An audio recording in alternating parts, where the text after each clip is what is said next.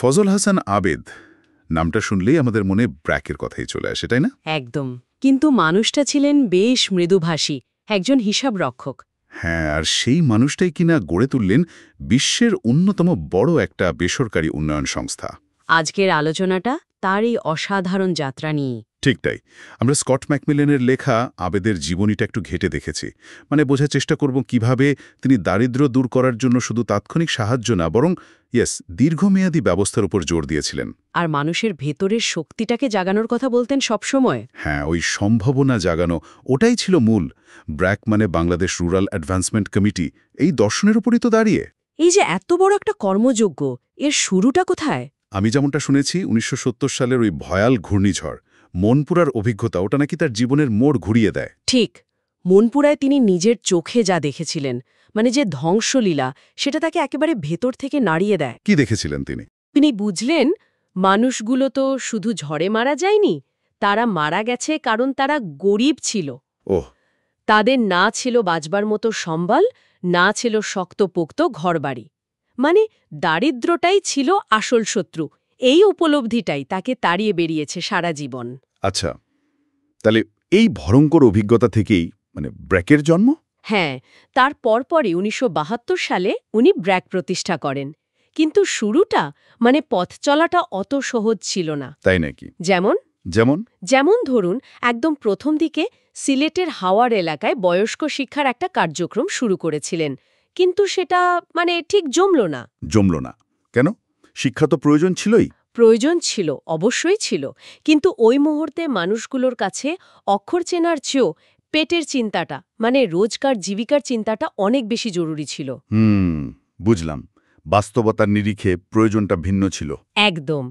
এখান থেকেই আবেদ একটা বড় শিক্ষা পান। তিনি বুঝলেন ওপর থেকে চাপিয়ে দেওয়া কোনো সমাধান আসলে কাজ করে না। সমাধানটা আসতে হবে মানুষের ভেতর থেকে। ঠিক। যাদের সমস্যা তাদের মধ্যে থেকেই আসতে হবে। এখানেই ওই ব্রাজিলিয়ান শিক্ষাবিদ পাওলো ফ্রেইরি তার দর্শনের ব্যাপারটা চলে আসে। আচ্ছা, ফ্রেইরির দর্শন সেটা ঠিক কী ছিল?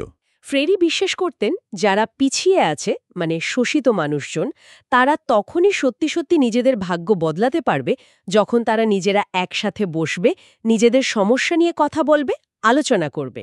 নিজেরা উপায় খুঁজে বের করবে? হ্যাঁ, এটাকে বলে কনসিয়েটাইজেশন, এক ধরনের সচেতনতার জাগরণ। আবেদ এই ভাবনাটাকে ব্র্যাকের কাজের মূলমন্ত্র করে নিলেন। তার মানে ব্র্যাক কর্মীদের কাজ শুধু ওপর থেকে নির্দেশ দেওয়া নয়? না, একদমই না। কর্মীদের কাজ হয়ে দাঁড়ালো মানুষকে সংগঠিত করা, তাদের কথা মন দিয়ে শোনা, তাদের আলোচনায় সাহায্য করা, সমাধান চাপিয়ে দেওয়া নয়। এই দর্শনটা বাস্তবে কিভাবে কাজে লাগালো ব্র্যাক?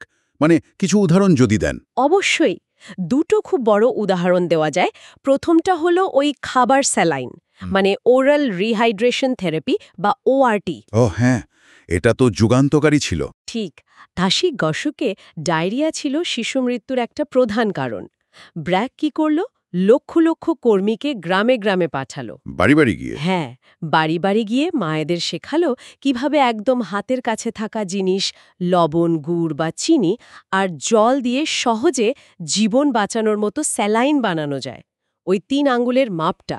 ব্যাপারটা শুনতে খুব সহজ লাগছে এখন, কিন্তু তখন লক্ষ লক্ষ নিরক্ষর মায়েদের কাছে এই বার্তা পৌঁছানো, তাদের এটা বানানোতে রাজি করানো, এটা তো বিশাল চ্যালেঞ্জ ছিল নিশ্চয়ই। বিশাল চ্যালেঞ্জ, অনেক বাধা, অনেক কুসংস্কার ছিল, কিন্তু ব্র্যাক কর্মীরা হাল ছাড়েননি।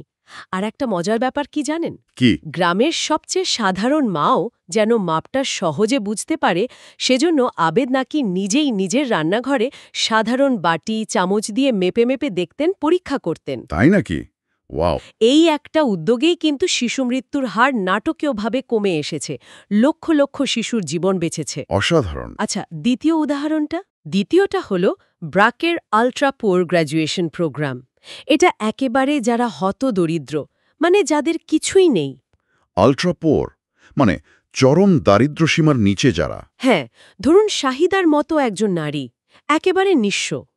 এই প্রোগ্রামে তাকে শুধু একটা আয়ের উৎস, যেমন ধরুন কয়েকটা ছাগল বা হাঁস মুরগি দেওয়া হয় না। শুধু সম্পদ দেওয়াই যথেষ্ট নয়? না, তার সাথে নিবিড় প্রশিক্ষণ দেওয়া হয়। আর প্রায় ২ বছর ধরে প্রতি সপ্তাহে একজন কর্মী গিয়ে তার খোঁজ খবর নেন, পরামর্শ দেন, সাহস যোগান। 2 বছর ধরে? তার মানে শুধু আর্থিক সাহায্য নয়, মানসিক জোরটাও। একদম। ওটাই আসল লক্ষ্য। শুধু তাকে ওই চরম দারিদ্র্য থেকে বের করে আনা নয়, তার মধ্যে আত্মবিশ্বাস জাগানো, ভবিষ্যতের একটা স্বপ্ন দেখানো। এই বিষয়টা তো নোবেলজয়ী অর্থনীতিবিদ অভিজিৎ ব্যানার্জি আর এস্থার ডুফলোর গবেষণার সাথেও মেলে, তাই না? ঠিক ধরেছেন, তাদের গবেষণাতেও এটাই উঠে এসেছে। চরম দারিদ্র্যের মধ্যে থাকা মানুষদের মনে যদি একবার আশা জাগানো যায়, আত্মবিশ্বাস তৈরি করা যায়, তাহলে সেটাই তাদের অবস্থার পরিবর্তনে বিরাট সাহায্য করে। আর ব্র্যাকের এই গ্র্যাজুয়েশন মডেল তো এখন শুনছি পৃথিবীর অনেক দেশেই ব্যবহার করা হচ্ছে। হ্যাঁ, বহু দেশে। এটা প্রমাণ করে যে ব্র্যাক শুধু বস্তুগত দারিদ্র্য নিয়েই ভাবেনি। দারিদ্র্যের যে একটা মনস্তাত্ত্বিক দিক আছে, সেটাও তারা বুঝেছিল এবং সেটা নিয়ে কাজ করেছে। তাহলে ফজল হাসান আবেদের মূল দর্শনটাই ছিল মানুষের ভেতরের শক্তির উপর ভরসা রাখা। নিঃসন্দেহে আবেদ সবসময় বিশ্বাস করতেন প্রত্যেকটা মানুষের ভেতরেই সম্ভাবনা আছে, ঘুমিয়ে আছে হয়তো। দরকার শুধু সেটাকে জাগিয়ে তোলার একটা পরিবেশ। ঠিক, একটা উন্নত ভবিষ্যতের আশা তৈরি করা। ব্র্যাকের যে আজকের এই বিশাল কর্মকাণ্ড আমরা দেখি, লক্ষ লক্ষ কর্মী, হাজার হাজার স্কুল, স্বাস্থ্যকেন্দ্র, কোটি কোটি মানুষের জীবনে যে পরিবর্তন এসেছে, এই সবকিছুর পেছনে কিন্তু এই একটাই বিশ্বাস কাজ করছে। কি সেই বিশ্বাস? মানুষের মর্যাদা আর তার নিজের ভাগ্য বদলানোর ক্ষমতা। ফজল হাসান আবেদ তাহলে আমাদের এটাই দেখালেন যে যদি ঠিকঠাক পরিকল্পনা থাকে, যদি বড় আকারে কাজ করার সাহস থাকে, আর সবচেয়ে জরুরি মানুষের আত্মমর্যাদার প্রতি যদি গভীর বিশ্বাস থাকে, তাহলে চরম দারিদ্র্যকেও হারানো সম্ভব। ব্র্যাক শুধু একটা সংস্থা নয়, এটা আসলে ওই বিশ্বাসের, ওই দর্শনের একটা প্রতিচ্ছবি। জীবনের শেষ দিকে এসেও তো তিনি আশার কথাই বলে গেছেন। হ্যাঁ, সবসময় তিনি বলতেন, হতাশার অন্ধকার যতই গভীর হোক, আশার আলো জ্বালানো সম্ভব। যদি একবার মানুষের ভেতরের আত্মবিশ্বাসের এই স্ফুলিঙ্গটাকে জাগিয়ে তোলা যায়। তিনি জোর দিয়েই বলতেন, দারিদ্র্য প্রকৃতির নিয়ম নয়। একদম, বলতেন এটা মানব সৃষ্ট। তাই মানুষের চেষ্টা, মানুষের সৃজনশীলতা আর মানুষের একজোট হওয়াই পারে এটাকে দূর করতে। সত্যি ভাবনার বিষয়ে আবেদের এই গভীর বিশ্বাস আর ব্র্যাকের মতো সংগঠনের এই নিরলস প্রচেষ্টা, এগুলো কি আসলেই পারবে একদিন পৃথিবীকে দারিদ্র্যমুক্ত করতে, যেমনটা তিনি স্বপ্ন দেখতেন? প্রশ্নটা আসলেই থেকে যায় সবার ভাবার জন্য।